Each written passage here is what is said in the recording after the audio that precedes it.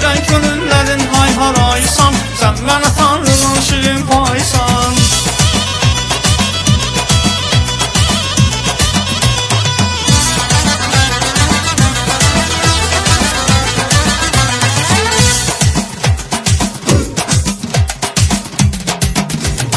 Sanki yeryüzüne erip bir melek, seni seven sana kul olsun gerek.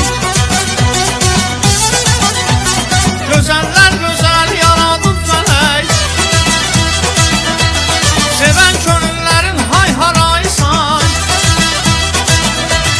seven könüllerin hay haraysan, sen bana Tanrının şirin paysan. Seven könüllerin hay haraysan, sen bana Tanrının şirin paysan.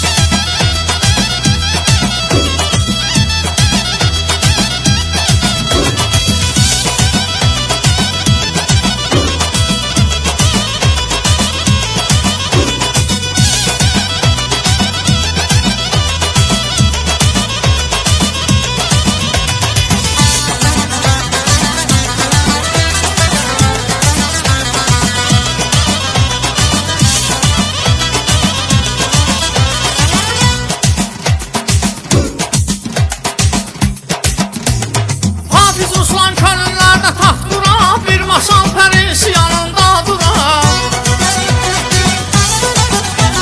Masallardan çıxıb gəlib Esmira,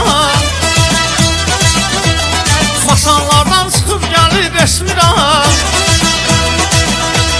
Seven könüllerin hay haraysan, sen bana Tanrının şirin paysan. Seven könüllerin hay haraysan, sen bana Tanrının şirin paysan. Seven könüllerin hay haraysan, sen bana Tanrının şirin paysan. Seven könüllerin hay haraysan, sen bana Tanrının şirin paysan. Seven könüllerin hay haraysan, sen bana Tanrının şirin paysan. Seven könüllerin hay haraysan, sen bana Tanrının şirin paysan.